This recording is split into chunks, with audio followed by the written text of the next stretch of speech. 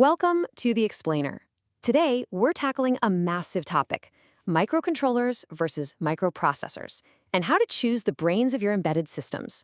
It's arguably the single most fundamental choice you'll make in hardware design. So, let's jump right in. Okay, let's dive into this. Imagine you're sitting at your desk with a brand new project in front of you.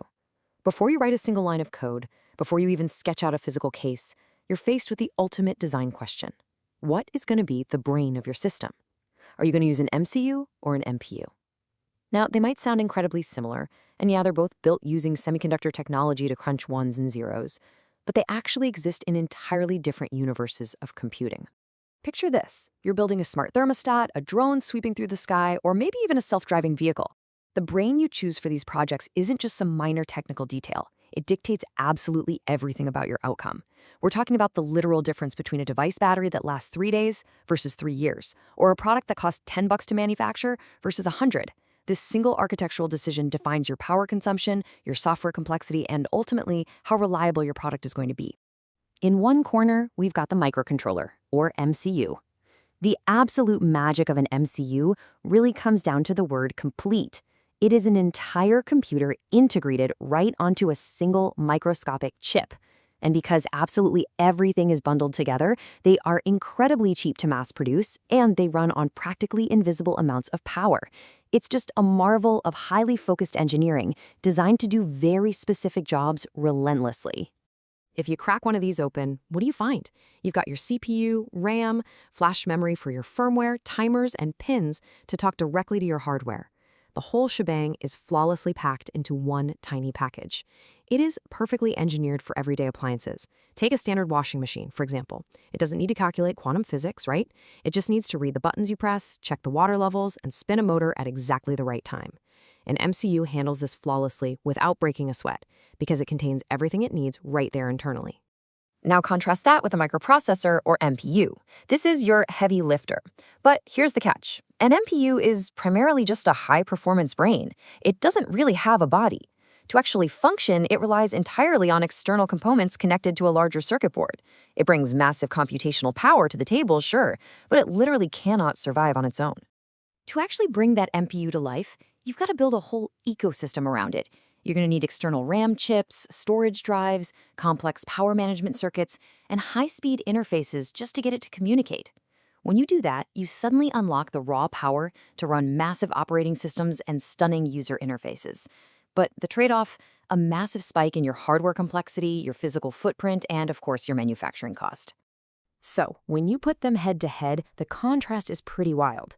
MCUs sip power in microwatts. I mean, they can literally run on a standard coin battery for a decade.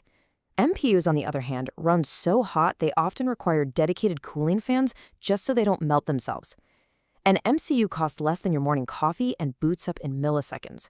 An MPU? Well, it costs significantly more because of all that required peripheral hardware we just talked about, and it forces you to wait several seconds just to load up an operating system like Linux or Android. Because of this deep architectural difference, MCUs have a true superpower, absolute predictability, otherwise known as deterministic behavior. You can calculate down to the exact microsecond when a specific line of code is going to execute. But with MPUs juggling complex background apps, memory management, and heavy OS tasks, you get timing uncertainty. Think about it. If you're building a fast-moving robotic arm or a life-saving medical device, you literally cannot afford your system pausing for a random background update. For absolute real-time control, MCUs reign supreme. Let's look at how this engineering reality plays out in the products we use every single day.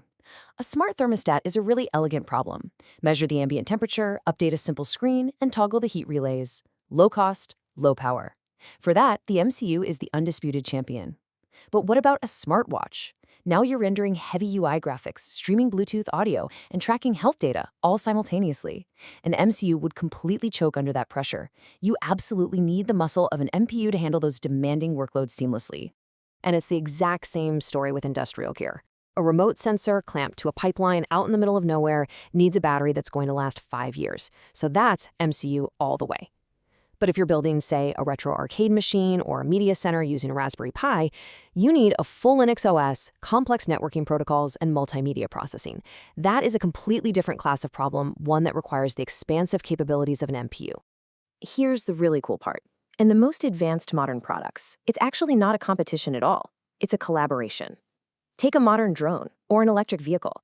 They use a brilliantly engineered hybrid architecture.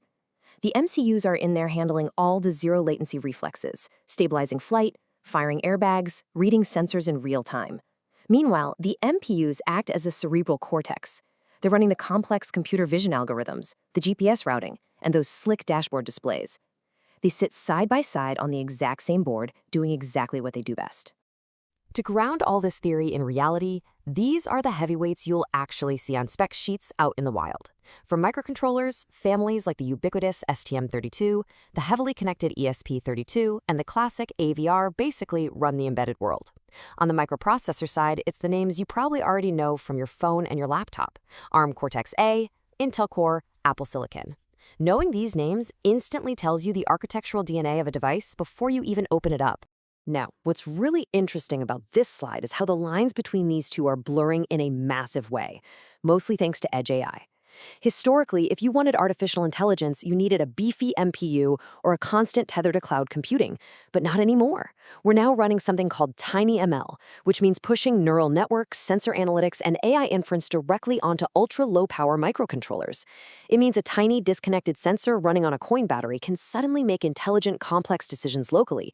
It is completely shifting the landscape of what is possible out at the edge. Listen, when you're architecting your next system, watch out for these classic industry-wide traps. The biggest one, assuming that more processing power is always better. Over-engineering a simple control task with an MPU is going to kill your battery life and completely blow up your manufacturing budget. Also, please don't fall into the trap of thinking microcontrollers are legacy tech. They are the absolute foundation of hardware, with tens of billions of them freshly deployed every single year. So, zooming out, you start to see this beautiful technological hierarchy form. It starts at the very edge with sensors capturing raw reality. Then, MCUs act instantly on that data with predictable, real-time reflexes. Above them, MPUs sit there, managing the complex applications, heavy networking, and user interfaces. And finally, at the very top, edge computing and artificial intelligence push the boundaries of what that entire hardware stack can achieve. Understanding exactly when to deploy the hyper-efficient MCU versus the heavy-lifting MPU is really the hallmark of a truly great hardware engineer. The raw potential of these chips is just incredible. So the only question left for us is, what are you going to build with them? Next time, we'll take these architectures off the whiteboard and actually start writing code with an introduction to Arduino. Thanks for exploring with the Explainer today. Stay curious and start building.